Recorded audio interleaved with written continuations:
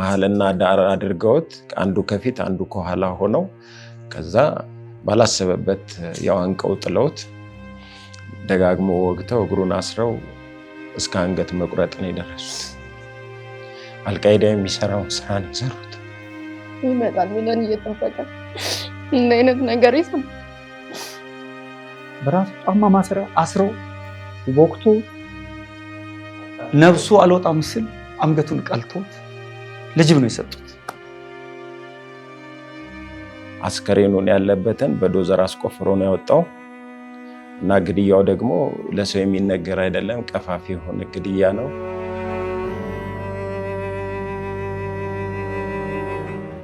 አንገት ሲታረድ እኔ አልሸባብን አክራሪ ሲያደርግ ነው ኢትዮጵያዊ እንደዚህ ሲያደርግ አይቻላል።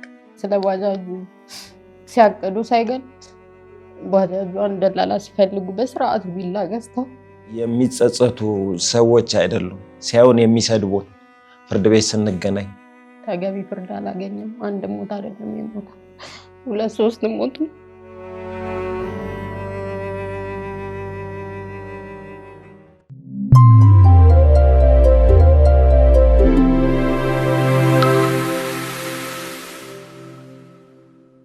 በመጀመሪያ ፈጣሪ ያጽናችሁ። እንግዲህ ከ2 ዓመት በፊት ነበር አይደል? 3 ዓመት ሆነው። አዎ አንድ ጥቂት ወር ነው የሚቀረው። አዎ ፍለጋ መታችሁ ነበር እኛ ጋር። አዎ 2 ሆነን ከውጪ ትዝታ መታ። አዎ ትዝታ ከውጪ መታ አብረን ፍለጋ ብለን ነበር። ከነባጃጁ እንደወጣ ቀረ የሚል ነገር ሰምተናል። ምንድነው? ባጃጅ ይዞ ለስራ ወጥቶ ነበር። 12 ሰዓት ላይ እየሰራ ነበር መንገድ ላይ። በአብዛኛው እንግዲህ ባጃጆች እየጠፉ ነው። አንዳንድ ባጃጆች ከተማው ላይ እንደዛ አይነት ነገር ይሰማል። ግን ሰውን አውርደው ነው። የሱ ደግሞ ተለየ። ከነ ባጃጁ ሱም የለም። አንድ ላይ ነው የወሰዱት። ማታ እስከ 2 ሰዓት ላይ ነው የሚገባው። ሳይገባ ቀረ። ያው ዛሬ 28ኛው ቀን ሆነ። አዎ በ4 ነው የጠፋው። በ4 ማታ ማለት መጋቢት 4። እዚህ አይደለም ነዋሪነቴ፣ ካናዳ ነው የምኖረው። አጠፋፉን ሰምቼ ነው የመጣሁትና ለማግኘት ብዬ ነው የመጣሁት።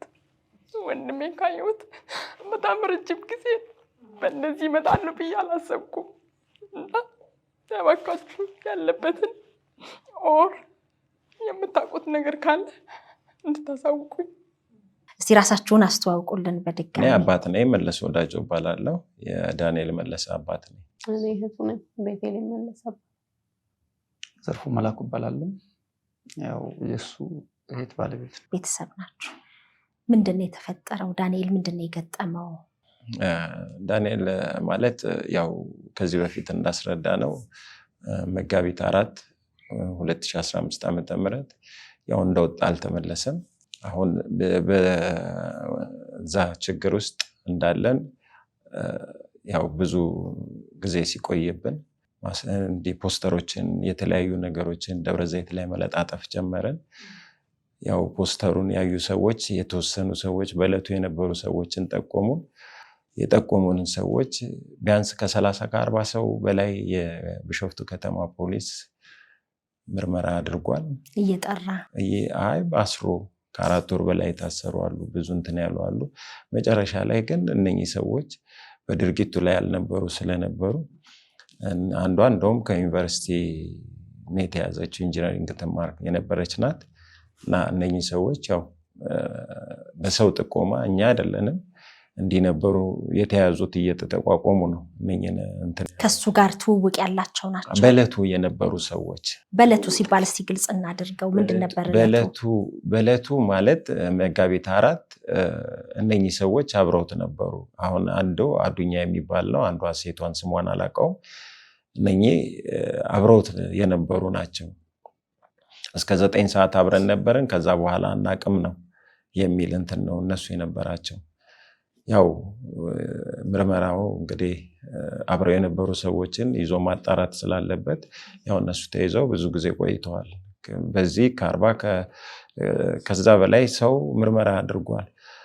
በመጨረሻ ሰዓት ነው እንግዲህ ወደ መስከረም አካባቢ ነው ገዳዮቹ ለሌላ ስራ ሲዘጋጁ ሌላ ግድያ ለመፈጸም ሲመካከሩ የሰማ አንድ ደግ ሰው ነው የጠቆመን ለፖሊስ። መጥፋቱ ወይም ምን እንደገጠመው የት እንደደረሰ ሳይታወቅ ከወራት በኋላ ማለት ነው። ከወራት በኋላ ማለት መስከረም 2017 ላይ ነው የተጠቆመው የኢሬቻ አካባቢ ይመስለኛል። ያ ማለት ከ1 ዓመት በላይ ቆይቶ ማለት ነው። ምርመራው በጣም ረጅም ነው የሄደው። እናንተ ምን እንደገጠመው ሳታውቁ? እኛ ያለውን ነገር ያው እየተከታተለን ነው። መሞቱን ያው እስክንረዳ ድረስ ግንቦት 4 ነው መሞቱን የተረዳ ነው። መጋቢት ጠፍቶ ማለት ነው 2017 ነው የተረዳ ነው። ግንቦት 10 ላይ 1 ዓመት ከ8 ወር ያልፋል። 3 ቀን ነው የቀረው። 2 ዓመት ከ9 ወር ሊሞላው ይሄ ድርጊት። እዚህ መተን ለሸገር ኢንፎም ስንሰጥ በሳምንቱ ነው የመጣ ነው። ልጁን አፋልጉኝ በሚል ያልሄድንበት ከተማ የለም። የተሳሳተ ነገር ነበር ይነገረን የነበረው። ታይቷል ይሉናል፣ ጸበል ላይ ታይቷል ይሉናል። እዛ ኢንፎርሜሽን እንዳንፈልገው ይሄ አቅጣጫ ለማሳት አንዴ ወለንጭቲ ታይቷል፣ አንዴ ታይቷል፣ አንዴ ናዝሬት ወድቆ ታይቷል። ይሄን ሁሉ ጊዜ ያው በፍለጋ ላይ ነው የነበርነው እና ያው ማግኘት አልተቻለም። መጨረሻ ላይ ያው የነኚህ ልጆች መገኘትና ማለት ምርመራው በማለቱ ነው ድርጊቱን ያው ለፖሊስ አምነው ቃላቸውን ሰጥተዋል። የቢሾፍቱ ከተማ ፍርድ ቤትም ፍርድ ወስኖባቸዋል። በመጀመሪያ ስርቆቱን ለማድረግ ሲሉ መስከረም 4 ራሱ ቀን ላይ መቂ አርቀው ባጃጇን ዘርፈው ለመሸጥ እንግዲህ ማታ ለመዝረፍ ቀን የባጃጅ ገዢ መቂ ላይ ይፈልጉ ነበር። አንድ ጋራዥ የሚሰራ የመቂ ደላላ ታውቃለህ ብሎ 1 ሚሊዮን ግርማ የሚባል እሱ ነው ቀድሞ የጠየቀው። ከዛ እሱ ጠይቆት ልጁ የመቂ ደላላ ይሰጠዋል። 8 ሰዓት ላይ ደግሞ እነኚህ ገዳዮቹ አንድ ላይ ሆነው ጥቁር አባይ በሚባል ሆቴል ተሰብስበው ያው አግኝተናል፣ ደላላውን አግኝተናል። ወሳኝ የሆነ አዲስ ባጃጅ መሆን አለበት። ገና የእናንተን ልጅ ሳያገኙ ያው የኛን ልጅ ሳያገኙ ቀድመው ያው ተዘጋጅተው ነበር። ዘርፈው ለመሸጥ ተዘጋጅተው ነበር። ዘርፈው ለመሸጥ ተዘጋጅተው ነበር። ያው ይሄንን ይመራቸው የነበረው ሚሊዮን ግርማ የሚባለው ነው የቡድኑ ያንን ነው አስተባብሮ። ከዛ በኋላ ደግሞ ይሄን ነገር ማታ ላይ ነው የፈጸሙት። ቀን ሁሉን ነገር ከፈጸሙ በኋላ መጋቢት 4 ላይ ማታ ላይ ድርጊቱን ፈጸሙ። ያው ፖሊስ በማጣራት በማለት አስከሬኑን ያለበትን በዶዘር አስቆፍሮ ነው ያወጣው እና ግድያው ደግሞ ለሰው የሚነገር አይደለም። ቀፋፊ የሆነ ግድያ ነው።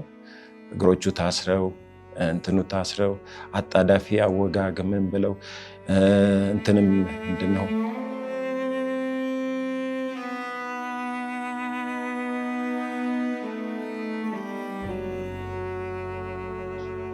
እና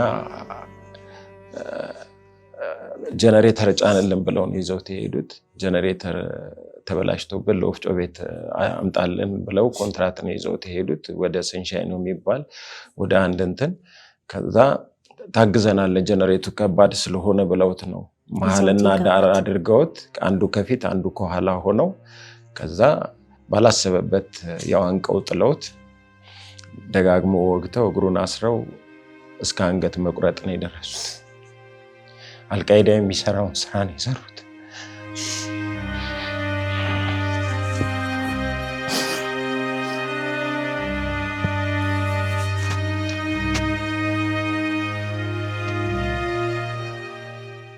ይህንን ፈጽመው እነሱ እዛው ከተማ ውስጥ እየኖሩ ነበር።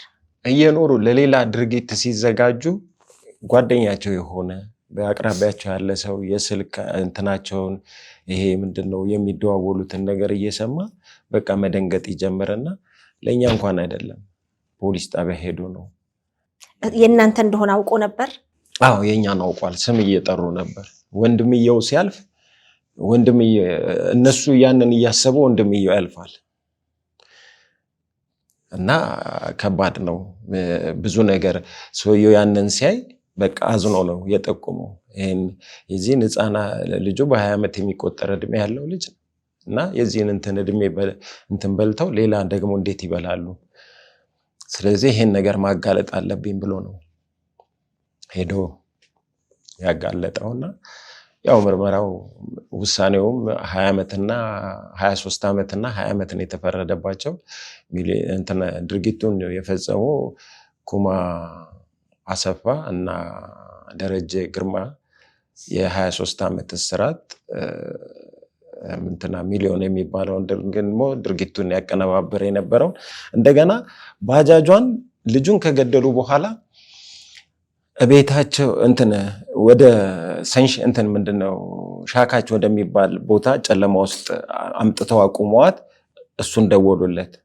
ባጃጇን ድርጊቱን ፈጽመናል ናውሰድ ብለው ማሳደሪያ የለንም ብለው ወሰዳት። ለማ ማለት ነው ሚሊዮን ግርማ ለሚባል ሚሊዮን ደግሞ ወስዶ ባጃጇን በቀጥታ እቃዋ የነበረውን ውስጥ ቴፓን፣ ስፒከር፣ ይሄ ለጌጥ ዲኮር የተሰሩ በጣም አምፖሉም እንደሚያብረቀር እነሱን ሁሉ ሙሉ ነገር እስከ ሸራ ድረስ ቤቱን የፈታው እና ባጃጇን ቀያይሮ እነዛን እቃ በሮች ነበሩት በሮችን ሁሉ እንዳይታወቅ ነው በቃ ወስዷቸዋል እሱ። ከዛ ለውጠው ነው መልኳን ለውጠው ታርጋዋን አጥፍተው ከዛ በንጋታው በ5 ይሄን ካስተካከሉ በኋላ ወደ መቂ ነው ይዘዋት የሄዱት። ከዛ ምን አድርገዋል የባጃጇን ደግሞ ድጋሚ ይሄ ምንድነው ሻንሲ ሞተር እነሱን ደግሞ ፎርጅድ አሰርተዋል። የተዘጋ ደግሞ የሽያጭ የነበረ ነበረ ምንድነው ሻሻመኔ የባጃጅ ሸጥ የነበረ ድርጅት 1 ዓመት ቆይቷል ከዘጋው። የሱን የፎርጅድ አውጥተው ይሄ ምንድነው የሽያጭ ከዛ ነው የገዛ ነው ለማለት እሱን አውጥተው ይሄን ሁሉ ስራ አቀነባብሮ የጨረሰላቸው ሚሊዮን ነው። እና ባጃጇን በቃ ሌላ አይነት ባጃጅ አድርገዋት ከዛ መቂ ተሸጠች። መቂ ከተሸጠች በኋላ ለሌላ ድጋሚ ሰው ተሸጠች።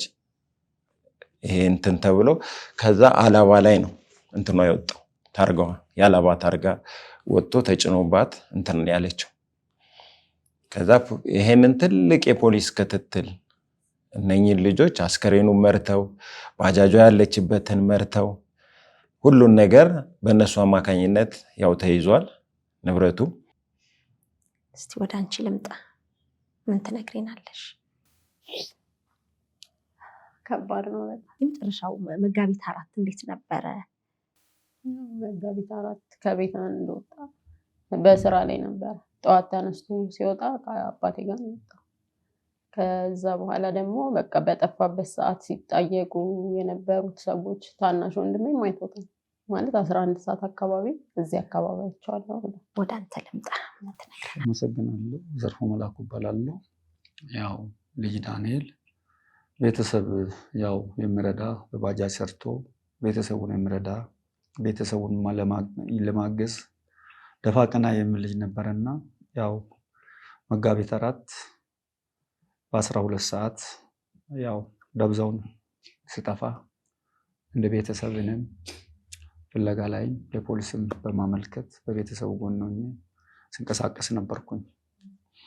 ይህ ስናደርግ ዋነኛው ነገር ያው እነሱ ባጃጇ ላይ አቀናብሮ ቀን ተሰብስቦ ሆቴል ላይ ተነጋግረው ገና ባጃጅ እጃቸው ላይ ሳይገባ ያው እንደሚያገኙት ያውቃሉ እና ይህንን አቀናብሮ መጀመሪያ ያው ባጃጁን የፍላጎታቸው ባጃጁ ነው። ባጃጁ ከተያዘ በኋላ ይሄን አቀናብሮ ቀድሞ ተዘጋጅተው ሁሉ ነገር አቀናብሮ ሆነ ብሎ ታቅዶ ታስቦ የተሰራ ስራ ነው እና ከዛ በኋላ ፍለጋ ነው የጀመርነው። ፖሊስ ያመለከት ፖሊስ በራሱ መንገድ ሄደ። እኛም በአቅማችን ያው በአቅጣጫው በየአቅጣጫ ሰው በትነ ወረቀት ፖስተር በትነን ፍለጋ ነው የቀጠልነው። ፍለጋ ስንቀጥል ነገሮቹ ያው አልጋ በአልጋ አልሆኑም። እነዚህ ገዳዮች ጎን ሆኖ እዚህ ተገኘ እዚህ ሞተ የሚባል አጀንዳ አቅጣጫ የማስቀየር ስንደርስ አቅጣጫው ከማስወጣት እንቅስቃሴ ላይ ነበሩ። ከኛ ጋር ነበሩ፣ አናቃቸው። ፈላጊ ሆነው እነሱ ያውቁናል፣ እኛ አናቃቸው። ግን አብረው ያፋልጉ ነበር። እዚህ ቦታ ተገኝቷል፣ እዚህ ሆኗል፣ እዚህ ሆቴል ተገኝቷል። ልጁ በመሰረቱ ሆቴል አይገባም እና እዚህ ተገኝቷል እያሉ አቅጣጫ ያልሆነ ሰው እየጠቆሙ እነሱ ጋር እንዳይደርስ ሰው እያደረጉ በጀርባ ዙራውን ያልተደረሰ ቦታ የለም፣ ያልተፈለገ ቦታ የለም፣ ያልተከደ ቦታ የለም።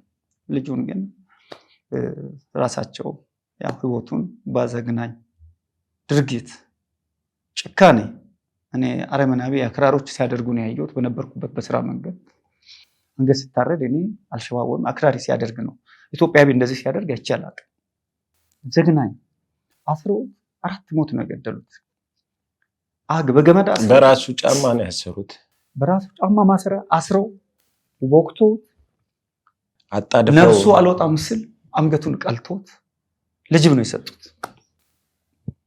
ይሄ ኢትዮጵያዊ የሚያደርግ አይደለም እና ይሄ ተደርጎ ፖሊስ ያው እኛም በጎን ባለን አቅም በጎን እየተንቀሳቀስ እየሄድ ያለ ነገር መረጃና ኢንፎርሜሽን ባለን አቅም እነሱ ጎን እየሄድ ማድረግ የሚገባው የአቅማችን ጥረናል። ግን ዋነኛው ነገር ፖሊሶች ናቸው። ይሄ ሁሉ ተጉዞ ለፍቶ ደክሞ ክፍለ ሀገር ሳይቀር ተጉዞ መከራ አይቶ ለዚህ ውጤት ፍርዱ ማነሱና መብዛቱ አይደለም፣ እነሱ ታግሎ ለፍርድ ማቅረባቸው የቢሾፍቱ ከተማ አጠቃላይ ምርመራ ቡድን፣ ደህንነት አካል፣ የአስተዳደር ማዘጋጃ ያደረገው ክትትል ህዝብ ጭምር ለዚህ ጥቆማ አድርጎ ለዚህ ውጤት አብቅቶናል እና ሞቶ አልቀረም።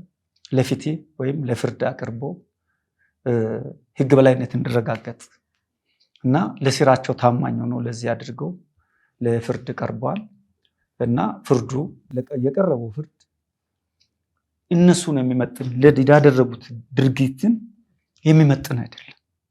ፍርዱ ይሄ አገሪቷ ውስጥ ተደርጎ የማይታወቅ አክራሪነት፣ አገዳደል፣ ጭካኔ ፍርዱ በቂ አይደለም። መቼ ነበር ፍርዱ? በ26 ህዳር 26 ማለት ነው። ህዳር 26 ነው። ያው አቃቤ ህግ ቢሮም ሌሎችም ተቃውመዋል። በዚህ አጋጣሚ ግን በዚህ ይሄንን ፍለጋ ከኛ ጋር 2 ዓመት ከ9 ወር ከከተማው አስተዳደር፣ ከቢሾፍቱ ከተማ ፖሊስ፣ ከአቃቤ ህግ ቢሮ ይሄን ትልቅ ስራ ለደብረ ዘይት ሰርተዋል። ውሳኔውን ራሱ እነሱ እንዴት ይሄን ውሳኔ ይወሰናል፣ የከተማው አስተዳደርም ሌሎችም እንዲህ እያሉ እያዘኑበት ያለ። እንደገና ደግሞ በዚህ ውሳኔ ላይ የተሳሳተ ነገር የሚሰጡ ሚዲያዎች አሉ። አሁን አንዱን ገዢ እንደሆነ እነኚህ ድርጊት ያደረጉትን እንኳን ሳይለዩ ከፖሊስ ምንም ሳይቀበሉ ወይም ከአቃቤ ህግ ቢሮ ምንም መረጃ ሳይቀበሉ ነው ብስራት ሚዲያ ለቆት የነበረው። ይሄ እና ደውለን ምን ብለን ከፖሊስም ከአቃቤ ህግ ቢሮ እንዲያወርዱት አድርገናል። የተሳሳተ መረጃ የተሰጠው በጣም ትክክል ያልሆነ እና ድርጊት አድራጊውን እንደ ገዢ ነው የተደረገው። በእነሱ ድርጊት አድራጊ ነው፣ ዋናው ፈጻሚ ነው፣ አቀነባባሪው ነው። ይሄንም ክፉ ስራ እንዲሰሩ ያደረገ ያነሳሳ ነው። ይሄን ሰው ነው እንግዲህ ገዢ እና አንዳንዴ ያው ሳይሰሙ እንዲህ የሚያደርጉ ሚዲያዎች የሚታረሙበት መልክ ቢኖር ጥሩ ነው። እኛ እየቆሰልን ያለነው እንደገና ሌላ ቁስለትም ማለት የለብንም። ለምን ህግ ባለበት ሀገር ህግን ጠብቆ መሄድ ነው። ከባድ ነው። ሞቱን እንግዲህ ፍለጋ ከዛሬ ነገ እናገኘዋለን የሚል ፍለጋ ነበር በቤተሰቡ ዘንድ የነበረው። ጸበልን ቦታ ታይቷል፣ እዚህም ቦታ ታይቷል ሲባል ከዛሬ ነገ አንድ ቦታ እናገኘዋለን የሚል ነበረ። ምድር ላይ ያልዞርንበት የለም። በጠፋ በ10ኛው ቀን ለጥፈን ነበር። ወደ መናኸሪያ ደብረ ዘይት አካባቢ ከአንድ ሰው ተደወለልንና እዚህ ቦታ ላይ አንድ ልብስ የሚሰፋ አዱኛ የሚሉት ልጅ ጋር አይተነዋል ተባለን ነው። አዎ፣ ስለዚህ እሱን ብታስይዙት እሱ ነው ባጃጇን ወይ የሆነ ነገር አስደርጎት ልጁን ቀምቶት ሊሆን ይችላል የሚል ነገር ከአንድ ሰው ኢንፎርሜሽን ተሰጠን። ከዛ አዱኛን ለማስያዝ ስንል ፖሊሶች ሊይዙ ነው የሚል ነገር ሲሰማ ልጁም አገር ለቆ ጠፋ፣ ስልኩንም አጠፋ። ስንደውልለትም ምን ስንል እንደውም 3 ቀን ውስጥ አድረናል። አንድ ቪትስና ሌላ እሱም ሌሎች ቤተሰቦቼ እሱ ሲገባ ለመያዝ ከቀን እስከ ማታ ወደ ከፍ ያለ ወደ ቀበሌ 3 ጋራ አካባቢ ነው። እሱን ለመያዝ ፖሊስ ይዘን እዛ አድረናል። አሁን ይሄ ከወንጀለኞቹ መካከል አንደኛው ነው አይደለም። ያው የተሰጠን ኢንፎርሜሽን ነው፣ መነሻ ኢንፎርሜሽን ነው። ከዛ መጨረሻ ላይ ያው ጠፋ ተባለና ሐረር ሄደ። ከዛ ዛሬ ነው የሄደው ሲል በፕሌን 3 ሰው ልከን ፖሊስና እኔ ደግሞ ፖሊሶችና እኔ ምክንያቱም መሳሪያ ይዘው በፕሌን መሄድ ስለማይቻል ያንን አድርገን ሄደናል። እነሱ ቶሎ ደርሰው ያንን ድሬዳዋ ላይ አርፈው ቶሎ ብለው እንትን እንዲሉ ማአት ዋጋ ነው ድህነት ውስጥ የከተተን እንትን ነው እና ኢኮኖሚን ያናጋ ብዙ ሰው ነው የገደለው። ይሄ ብዙ ቤተሰብን ነው የገደለው። ምክንያቱም ያልፈለግንበት ምድር ላይ ስቲል ነው እስካሁን እዛ ቦታ ላይ እንትን እንዳንል መቂታዬ ይሉናል፣ ወለንጭቲ ታዬ ይሉናል። ሆን ብለው ነው መረጃ የሚሰጡት እነሱ። አዎ ለሌላ ሰው ይሰጥና ያ ሰው ደግሞ ሲወራ ይሰማና ይደውልልናል። አረ እዛ ቦታ ብታዩት ይላል፣ ጸበል ብታዩት ያልታየ ጸበልተኛ እብድ የሆነ እንደታመመ ጠቅላላ ገልጸን አይተናል። ምክንያቱም እንትን ጻድቃኔ ታየ ሲባል እንትን ታየ ሲባል ብዙ ሚሊዮን ዋጋ የተከፈለበት እንትን ነው። ስራ አስፈትተው መዓት ነገር ሆኖ ኢኮኖሚያችንን አድቅቀው እንደዚህ አይነት ፍርድ ሲሰጥ ግን ያሳዝናል። የተጠቀሰው አንቀጽ 671 ህዝባር 2 ነው። የሞትና የእድሜ ልክ ነው። እንዴት እንደወረደ ራሱ አንቀጹን አናውቀውም። ይግባኝ ጠየቃችሁ? አሁን ይግባኝ ጠይቋል አቃቤ ህግ። ይግባኝ እንግዲህ እሱን እንሰማለን። ድርጊት እንዳደረጉ እንኳን የሚጸጸቱ ሰዎች አይደሉም፣ ሲያዩን የሚሰድቡን ፍርድ ቤት ስንገናኝ እና እንደዚህ አይነት በጎ ያልሆኑ ነገም ሌላ ሰው የሚገሉ ሰዎች ናቸው። እኔ የሚታረሙም አይደሉም። የግል ትውውቅ የላቸውም። ኧረ በታሪክ በምንም የሚያውቃቸው ባጃጁ አዲስ ያኔ ስትነግሩን እንግዲህ ራሱን ለመለወጥ እንግዲህ ብቸኛ እሱ ነው። እንደገና ደግሞ ውጭም እንትን ነበረው እድል ነበረው። የካናዳም ደግሞ ባጃጇ የጠፋችው ሰኞ ነው። እኛ ዓርብ ዕለት ልንሸጣን ነበር። ዓርብ ዕለት ልንሸጣ 320 ተሰጥቶን አይ 330 ካልሆነ ብሎ ነው እሱ እና በቃ እኔ ደብረ ዘይት አልኖርም ወይ ራይድ ጨምረህ ገዝተህልኝ ልግባ ሲል ተስማምተን ነበር። እሱን ገዝተን እንትን ልንሰጠው እና ወደ አዲስ አበባ ሊመጣ ዓርብ ልንሸጥ ሰኞ ነገር ይሄ ተፈጠረ። ሰኞ መጋቢት 4 2015 ያው መጥፊያ ሆነ። የሚያሳዝነው የውጭን ፕሮሰስ ጀምራለት ነበር እህቱ። አዎ ብዙ ነገር ዋጋ ተከፍሏል እና ያልገባንበት ቢሮ የለም። የአዲስ አበባ አስተዳደር እንትን የአዲስ አበባ ፖሊስ እንትን ምን በየቀኑ ተመላልሰናል። ወንጀለኛ እዚያ አንድ ሴት አለች ተብሎ እሷን ለመፈለግ ከነሱ ጋር ራሱ ብዙ ደክመናል። ብዙ የስራ ኃላፊዎች እየተመላለስን ወንጀለኛን ሊያስይዙን ጂፒኤስ አንዴ ቦሌ ታየች አንዴ እንትን ታየች እየተባለ ብዙ ነው የደከምነው። ብዙ የደከምንበት እና ብሔራዊ ደህንነት ቢያንስ ከ20 ጊዜ በላይ ተመላልሰናል። እያንዳንዱን ስልክ እንትን ኢንፎርሜሽን ለማግኘት ምንም ምድር ላይ የቀረን ያልዞርንበት ነገር የለም። ግን እግዚአብሔር እዛው ደጅ ላይ እናንተው አካባቢ ነው። እዛው ሰፈር ውስጥ ናቸው። እዛው ገዳዮቹ እዛ ናቸው። ግን ለዚህ ትልቅ ክፍያ የከፈሉ የቢሾፍቱ ከተማ ጠቅላላ ፖሊስ፣ የቢሾፍቱ አቃቢ ህግ ቢሮ፣ የከተማው አስተዳደር የከንቲባ ቢሮ ጠቅላላ ትልቅ ምስጋና ነው የማቀርበው። ይሄ ነገር በእንትን እንዳይቀር ራሱ አስከሬኑ ከተገኘ በኋላ ምንድነው በዶዘር ነው ያስወጡት። አስከሬኑን ያው የሰው ነው የእንስሳ የሚለውን የመጀመሪያ መለየት ነበረበት። እሱ ተለየ። ፎረንሲክ ሰንዳፋ ያው እኔና እሷን የሰጠነው ያው 99% እንትን ሆነ። የከተማው አስተዳደር ለዚህ በጎ ነገር እነሱም በአቅምም በምንም በዲኤንኤ የተለየው በአቅምም በምንም ስለደከሙ እኛ ማገዝ አለብን ብሎ የከተማው አስተዳደር ከ100,000 ብር በላይ አውጥቷል በዚህ ፕሮግራም እና ይሄ ሁሉ ህብረተሰብ ዋጋ የከፈለበትን ግን ያው የፍርድ አወሳሰኑ ላይ በጣም ሰፊ ቅሬታ በጣም ሰፊ የሆነ ቅሬታ ነው ያለን። ገለውት ራሱ ኪስ ውስጥ የነበረ ስልክ ነበር S20 ዋጋው 56,019 ብር ነው። ያው በ2023 የዛኔ በሱ እንትን ባለበት ጊዜ ከዛ ከኪሱ ደግሞ የሰራበትን 550 ምናምን ብር አውጥተው ነው የሄዱት። እነኚህ እንደዚህ አይነት ሰዎች ናቸው ግፈኞች።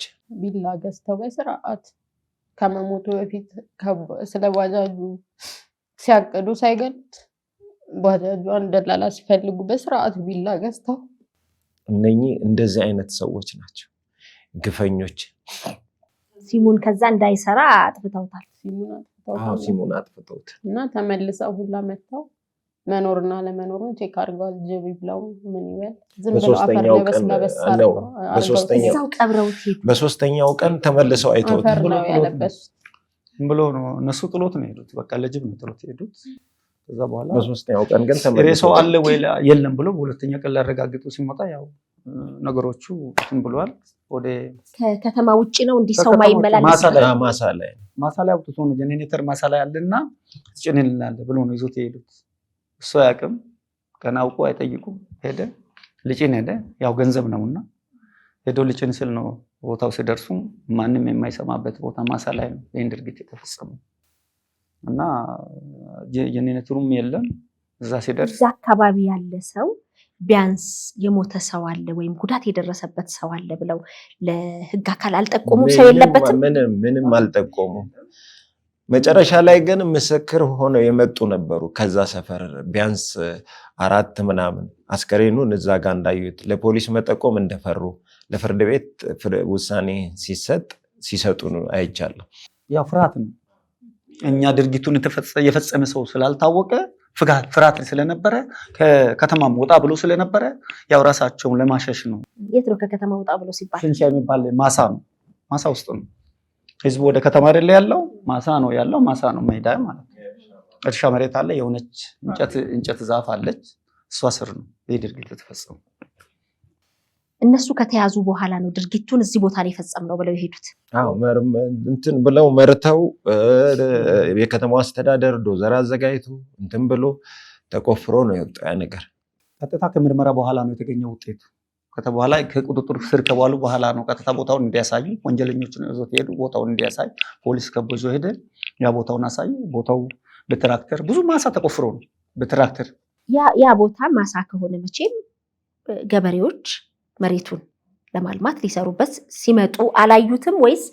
አሁን በዶዘር ሲባል በጣም ጥልቅ ነበር ወይስ የተከመረ አፈር ነበር? እርሻ ነው ያቀመደ ሜዳ ላይ ነው የጣሉት። ያው እየቆየ ሲመጣ እየገባ የመሄድ እንትኑ እየገባ ሲሄድ ወደ መሬት ነው የገባው። ምናልባት እዛ አካባቢ ላይ ዶዘር ተፈልጎ በዶዘር ተቆፍሮ እኮ ማሳ ተፈልጎ ነው የተገኘው። ያው እንትኖች የተገኙት እንጂ ቀጥታ አንድ ቦታ የተቀበረ ነገር አይደለም የወጣው። በወቅቱም ያው እንደ ሁኔታው ስለነበር ሲመሰክሩ ደግሞ በጣም የሚያሳዝን ነው። መናገር ይከብድሻል። ጭንቅላቱን ለብቻ አይተናል ነው ያሉት። የሰው ጭንቅላት ለብቻ አይተናል ያለውን ድርጊት ይሄን የምትይው አይደለም። በጣም ትልቅ ጭካኔ ነው ድርጊቱ። ዘግናኝ ለመናገር ይከብድሻል። ያው ሚዲያ ስለሆነ መናገር ስላለብን እንጂ አስፈላጊም አይደለም። ቤተሰብ ፊትም የሚነገር አይደለም። በተለይ አቃቤ ሕጎች ታግለዋል፣ ደስተኛ አይደሉም። ይሄን መከራ አይተው 2 ዓመት ሙሉ ምርመራ ላይ ፍለጋ ላይ አፈር ቆፍሮ ነው በእጃቸው ያወጡት። ያወጣ ነው ትክክለኛ ራስ አይደለም። ያው እንትን ያሉት አፈር በልቶ ምን ያለው ወቅቱ ደኛም እንትን ስለነበርኩኝ ስቃይ እና ከዛ በኋላ ነው ይሄ ነገር የተገኘው። ከዛ በኋላ ነው ጥቆማ የተገኘው። በዚህ ጊዜ ውስጥ ማንነቱ አይለይም መቼም ዲኤንኤ የተወሰደው ለዛ ነው። ከዛ ነው ያው ወቅቱ እኔም እንትን የነበረ መለየት አልተቻለም። 2 ዓመት የቆየ አፈር ውስጥ እንዴት ይለያል? 2 ዓመት በላይ ነው የተገኘ እንትን የጠፋው ደብዛው እና ይሄ ሁሉ ጭካኔ ውጣ ውረድ፣ ሌሊት በብርድ ሌሊት ውጪ እያደሩ ይህንን ለማግኘት ውጤት ብዙ ታግሏል ፖሊስ። በተለይ ስሙን መገለጽ ያለበት ኮማንደር ግርማ የሚባል የቀበሌ ቢሾፍቱ ከተማ ቀበሌ 5 ምርመራ ቡድን ኃላፊ ነው። ምርመራ ቡድን ደህንነት ኃይሎች አሉ በጀርባ ላይ ፖሊሶች አባላቶች አሉ። ጀማል የሚባል አለ፣ አሁን ኢንስፔክተር ነው። እና እነዚህ ሁሉ ከፍተኛ ተመላልሶ ይሄ ባጃጅ ተሽጦ ባጃጁ ተገሎ ሌሊቱኑ ወደ ሞጆ ነው የተሰማራው። ሞጆ ሄደ፣ ሞጆ አደረ። ከሞጆ ወደ መቂ፣ ከመቂ ያው ቀጠለ ወደፊት። ምን አይነት ሰነድ እያሳዩ መንገድም እንዳለፉ አይታወቅም። ተይዟል። እንደሱ በምርመራ እንደተረጋገጠው እያሳዩ ነው ሰነድ ይዘ ከነዱ ከየት እንደመጣ አይታወቅም። እና ሚሊዮን ደረጀ ኩማ 3ቱ ናቸው ይህንን ስምሪት ይዞት ሲንቀሳቀሱ የነበረው። ባጃጇ በመኪና ተጭና አይደለም፣ በእግር ነው። ራሳቸው እየነዱ ነው የሄዱት። የሁሉ መንገድ ጉዞ ነው የሄዱት እስከዚህ ድረስ። ከዛም ሀላባ ገብታለች። መጨረሻው ሀላባ ነው ጥቆማ ተይዛ የመጣች እና ዋነኛው ነገር ልጁ በጣም የሚያሳዝን ለቤተሰብ ስብራት 2 ዓመት ሙሉ ስራ አልሰራም። ቤተሰብ ምኑን አውቆ ወይ አልቀበረ ወይ አለ ተብሎ አልታወቀም። እና ቤተሰብ ላይ ከፍተኛ ስቃይ፣ ከቤተሰቡ ያሉ ጎኔ ላይም ከፍተኛ ስቃይ፣ ከስራ ውጭ ሆኖ አእምሮ ብዙ ችግር ውስጥ ገብቶ ነበር። ያለውን ኪሱ ላይ ያለ ገንዘብ ይሄን እያፈላለገ ያለውን ይዞን አራግፎ ባዶውን የቀረው። እዚህ አሁን እንደምልሽ ቅድም ፕሮፓጋንዳ ያው አቅጣጫ የማስቀየስ ስራ ቀድሞ ተሰርቶበታል። አብሮ ስለተሰራ እዚህ ሲባል አባት ነውና ይሄዳል። ሲከድ ሌላ የሞቱ ሬሳ የሆነ ቦታ ተገኝቷል ይባላል። አውቆ ለማደናገር ሲታይ ሆን ብለው እነሱ የሰሩትን ስለሚያውቁ ይሄ ሲሰራ ሲስቅይት ላይ ያላረገ ነገር የለም። እሱ ተውና በሱ ጎን ያሉት መከራና ስቃይ ነው። እሱ አንዴ ሞቷል። በቁሙ አባትና ቤተሰብ ስቃይ ላይ ነው የከረመውና ይሄ ሁሉ ነው ተደረገውና ግን ዋና ነገር ለህዝብና ለፖሊስ አባላት ለቢሾፍቱ ከተማ አስተዳደር ተንገላቶ ተሰቃይቶም ሆኖ ይህንን ለፍርድ አቅርቦ ህግ በላይነት ላረጋገጡ ክብር ምስጋና ይገባቸዋል። በእነሱ ኮርተናል። ደፈሱ አልቀረም፣ ጠፍቶ አልቀረም እና ምስጋና ይገባቸዋል ለማለት ፈልጋለሁ። በምን አውቀው ነው ያረዷችሁ መሞቱን እነሱ እስኪጠቁሙ ድረስ? ያው አብረን ብዙ ከፖሊሶች ጋር አብረን ዞረናል። አሁን ለምሳሌ ባጃጇን ለማስያዝ መዓት ዋጋ ነው የተከፈለው። ስንት ቀን ታድሯል እነኝን ነገሮች ለማግኘት ራሱ። ሻሸመኔ ሄደን መቂ፣ ሌሎችም ሀገራት ያልዞሩበት የለም። እንደገና ደግሞ ይሄ እንትን ተሰራ ምንድነው የባጃጅ እንትን የሽያጭ እንትን ያወጡበት እዛ ስንሄድ ብዙ ነው። ፖሊስ የከፈለው ዋጋ ይሄ ነው ሊባል አይችልም። በጣም ትልቅ ዋጋ ነው የከተማው። ከሰንሻይን ፖሊስ ጣቢያ የጀመረው ጉዳይ የቢሾፍቱ የመምሪያ ኃላፊዎች ጉዳዩን እነሱ ነበሩ የያዙት። ከዛ ተቀብለው ያልተከፈለ ዋጋ የለም። በህይወት ትልቅ ዋጋ ከፍለዋል። የከተማው ፖሊስ ትልቅ ምስጋና የሚገባው ነው።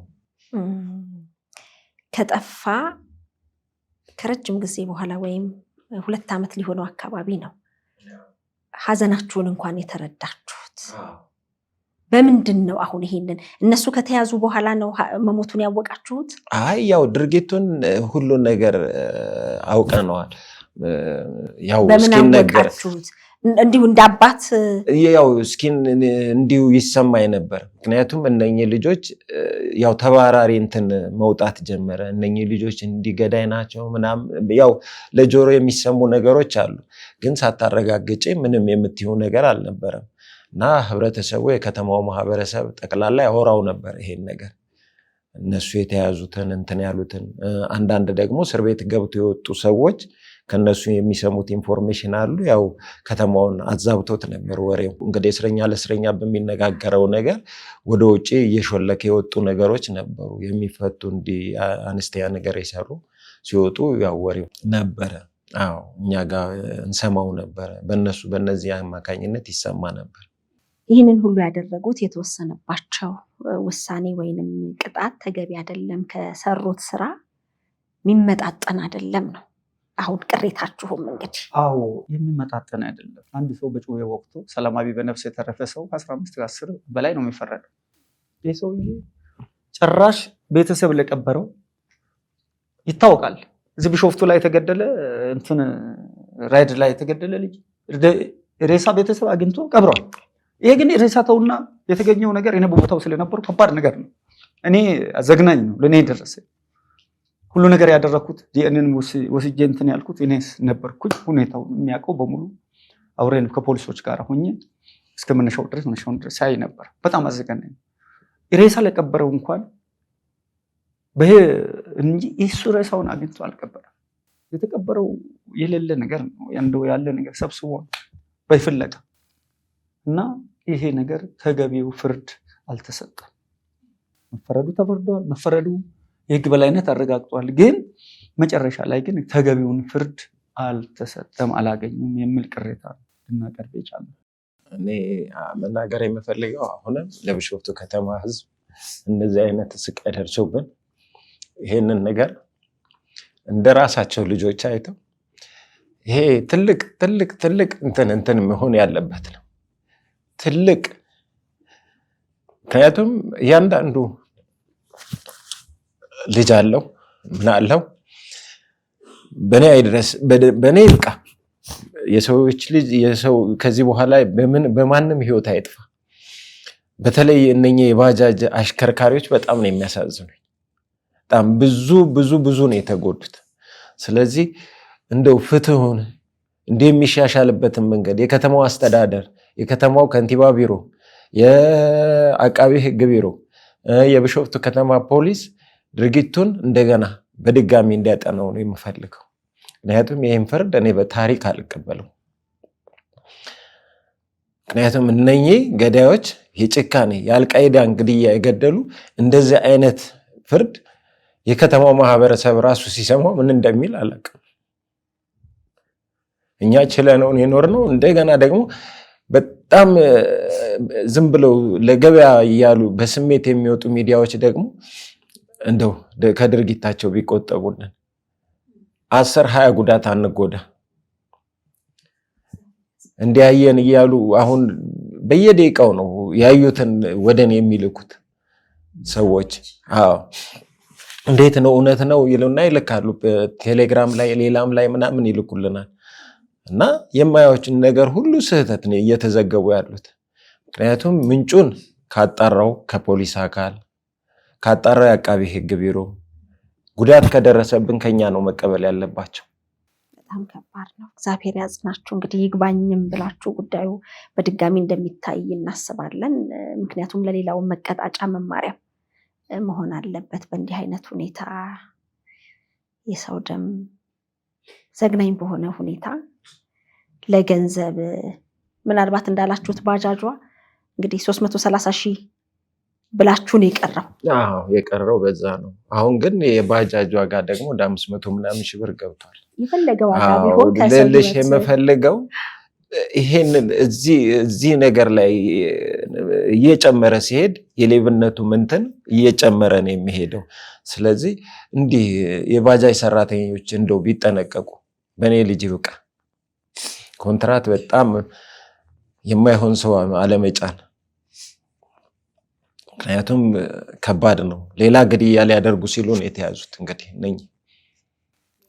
ሌላ ሰው ለመግደል ሲያሴሩ እንትን ሲሉ ነው የሰማ አንድ ግለሰብ ነው የጠቆመው ለፖሊስ።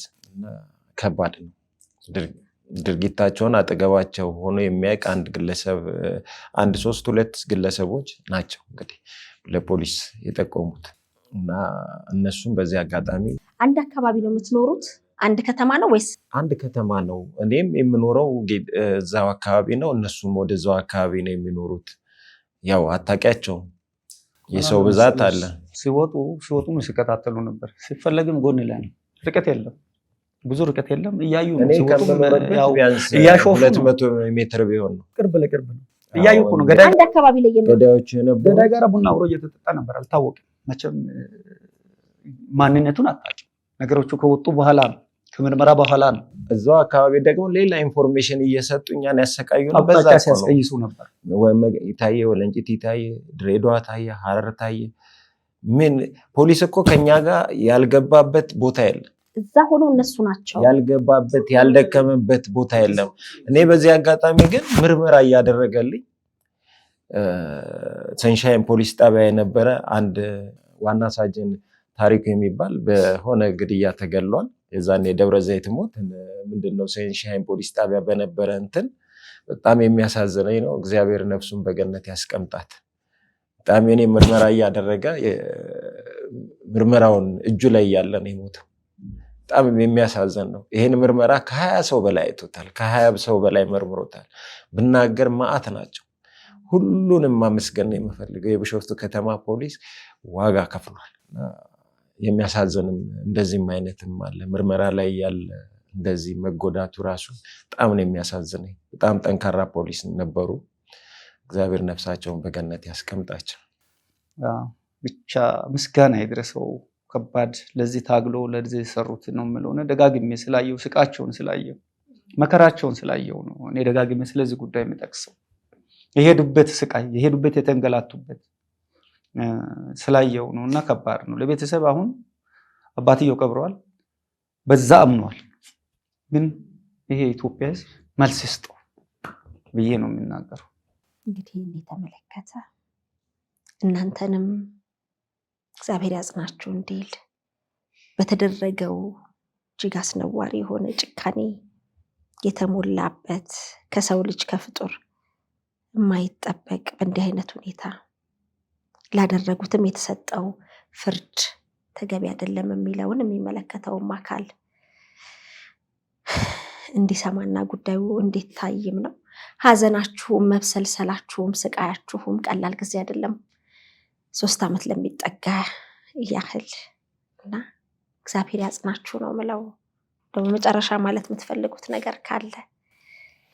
በቃ በጠቅላላው አሁን ስም ጠርቼ ማመስገን አልችልም። የከተማ አስተዳደሩ በትልቁ ከተማው ላይ ፍትህ እንዲሰፍን የጸጥታው፣ የፖለቲካ ቢሮ፣ ሌሎችም የደህንነት አባላት፣ ፖሊስ ትልቁን ዋጋ ይወስዳል። አቃቤ ሕግ ትልቁን ዋጋ ይወስዳል። የከተማው ከንቲባ ቢሮ ከፍተኛውን ዋጋ ይወስዳል በዚህ ነገር ላይ። ግን ያው ይሄን ነገርም ያው ይሰሙታል። ድጋሚ ይሄ ነገር ፍትህ እንዲያገኝ እንፈልጋለን።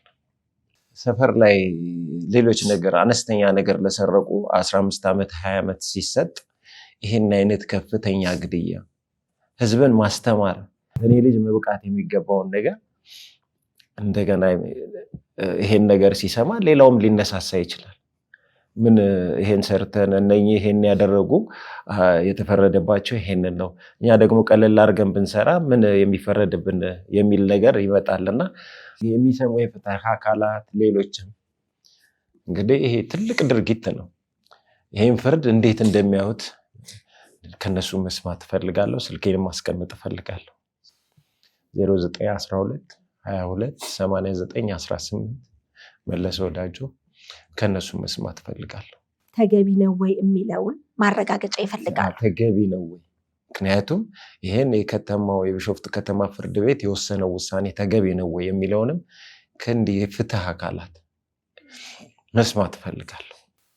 ፍትህ ለወንድማችን ተገቢ ፍርድ አላገኘም። አንድ ሞት አይደለም የሞተው 2 3 ሞት ነው።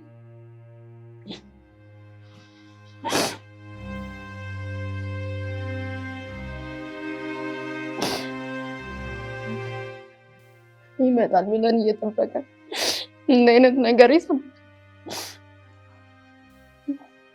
አንድም ቀን ሬሳ ይመጣል ብለን ሳይሆን በቃ ይመጣል። እዚህ ቦታ ታየ ሲባል የሆነ ነገር ሆኖ ምናልባት አንዳንድ ሰው ደግሞ ምናልባት ባጃጁን ሸጦት ሄደው ይሆን ምናምን ሲለን እኛ ተስፋ የምናደርገው ሌላ ነገር ነው። እንደዚህ አይነት ነገርም አድርገን አናውቅም። ተገቢውን ፍርድም አላገኙም። 2 3 ሞት ነው የገደሉት፣ አንድ ሞት አይደለም። ሸገር ኢንፎን በጣም ከዚህ በፊትም በማፈላለጉ ከፍተኛውን ዋጋ ሰጥቶናል። ብዙ ተሰምቷል። ብዙ አይተንበታል። ያው አፋልጉኝ ባልነው መሰረት ብዙ ሰው ይደውልልን ነበር። ስልካችንም ሰጥተንም ስለነበር አይዟችሁ ይገኛል ምናምን የሚል ነገር እና አሁንም ድጋሚ ደግሞ ይሄንን ሚዲያ በጣም ስለምናከብረው እንደገና ለእናንተ ነው የሰጠነው። እግዚአብሔር ያጽናችሁ። ቢሆን በደስታ ተገናኝተን ያፋለጉትን ብናመሰግን ደስታችን ነበር። ግን ይህ መራር የሆነውን እውነት መቼ እንደዚህ አይነት ጭካኔ እንደመጣ ራሱ ግራ ይገባኝ እና ያው ሚዲያው ለእኛ ሰዓቱን ሰጥቶ ለዚህ ስራ ላይ በእኛ ሰዓት ሰጣችሁ፣ ጊዜ ሰጣችሁ ላደረጋችሁ ምስጋና ይገባቸዋል ብዬ ነው የምንገልጸው። ያው የህዝብ ሜዳ ነው፣ ለህዝብ ነው የቆማችሁት። ላደረጋችሁት እግዚአብሔር መልስ ስጣችሁ ብለን ነው የምንገልጸው። እና ሌላው ግን አስተማሪ የሆነ ነገር ያው ሁሉ እንደ ሀገር እንደዚህ ያለ ጭካኔ እንደ ሀገርም የሚወገዝ ጭካኔ ነውና ሁሉም ሊያወግዘው በዚህ ይብቃ ብሎ ሁሉም በዚህ ላይ መናገር ያለበት ስና ጨርሰናል። አመሰግናለሁ።